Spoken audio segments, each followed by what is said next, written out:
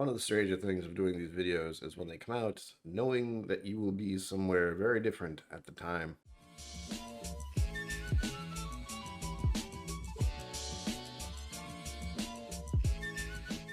Greetings, my name is Brian. Welcome to KillCo Whiskey Musings. Today, I am currently, as the time of this video's release, in the air, heading on my way to Austin, Texas. Since this is the first video of October, and since I am going to be in Texas for the Bastards Ball, hope to see you there, I decided to pick one of my distilleries that has a long backstory, which I'm not going to go into too much detail about. This is still Austin Rye. As you see here, look at this crazy artwork. I always love their bottle designs. This one's called the Artist Straight Rye Whiskey. And it still Austin does. This is at 49.8%, and this is their standard release, which is just a wonderful idea on their part. The story, for me at least, about this whiskey is that when I went to the Bastards Ball 2 years ago, 1 year ago, maybe not. Honestly, I don't remember. Me and a bunch of other whiskey tubers went to an event at Still Austin where we actually got to try this rye whiskey before it was actually released. That was a neat experience for neat. That was an amazing experience for me to be around so many of my peers. Well, it's like high school. And to get to try a product before release. That was the first time I've ever done such a thing, and memorable, as you can imagine, because I was also in Texas. Thankfully, it was not too hot for that year. Oh man, this has got plastic on it. Still Austin. Do you have a tab? Yes, you do. Does the tab work? Okay. No, my hands are slippery. Oh, we're gonna just go around. All right, that works too. Okay, good enough. As always, we have a tax seal here. If you don't know what that is, that's what it's called, and I don't remember why. Taxes, most likely. What? Oh, come on, Brian. It's too early. I'm not left-handed. There we go. Huh. Oh, I should remember this was on a plane. Maybe that would explain that little noise. Or my bottle is possessed. We begin with the color. This is 2 years in Texas heat, by the way. It does magical things. Although the understanding is, from my end, is that Texas is trying to slow down the aging process because it gets a little too intense too fast. But Still Austin has been doing amazing products thus far. I have numerous Still Austin bottles on my shelf already. Very glad to have a rye at last. And the color is just as amber as most bourbons. I would say it's got a little more gold to it. But either way, looks delightful, very appealing to the eyes. And I will begin now with the nose. What is going on with my voice today? It's early. That's what it is. Oh, definitely rye. Ooh, I got like a licorice note. Black licorice. Yeah, man, it's been a long time since I've opened up a bottle of rye of any sort.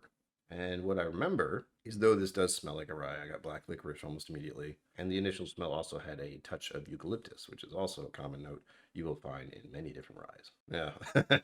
The problem with eucalyptus for me is that I use eucalyptus mouthwash. So that is the immediately first thing I think of. But it's soft. I believe that's what I liked about it. Though it does have these, what can be really intense and sharp rye notes, they're not overpowering. They actually come off as kind of quiet and subdued, which is good for anyone who's trying to get into ryes, because sometimes ryes can be just a little bit intense. And the sweet note I'm getting is actually making me think of sweet corn, which is funny considering this is 100% rye. Thread of spearmint in there. All right, the nose is giving me exactly what I would think to get from a rye, and I'm glad it's a little softer. Let us move on to the palate.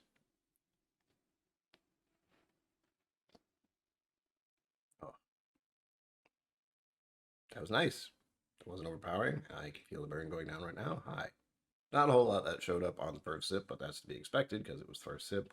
It did have a nice sort of bloom of spiciness, and then it faded really quickly. And it's leaving a little dry on my tongue. Next sip, hold on the palate. Swirl around a little bit and see what happens. Mm. Oh yeah. It made the spices come alive. All over my tongue. So many tingles. Very light black licorice. Some vanilla. Rose? More.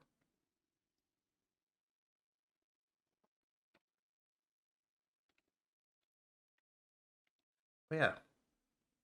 It's almost like a perfume. And then spice, spice, spice. One thing that should also be mentioned about rice is they can be very spicy. They do come off a little prickly, and as I said earlier, a little bit aggressive. That is why they're always a nice little balance when put into a bourbon. They'll give that little kick. I do like it. This does make me think of an old fashioned. And I believe part of that is just in my own head. Oftentimes when I go to Texas, it's still Austin is actually right near the airport. I highly recommend going there. I go in there, I get an old fashioned. They're open pretty early. I think it's 11 o'clock. And it's also just a lovely environment to just hang out at. It's very relaxing, and that is one of the main reasons I go there before a flight, because I'm not great with flights. Usually I'll strung out. Mm.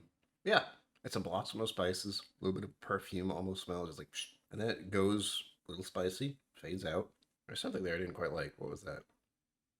Mushroom? What? Okay, sure. That's the fun part about drinking whiskey. Some of the stuff comes out of your head. It's like, I don't know where that came from, but it's wild. Huh. What a weird note to end this on. But as always, live long and prosper.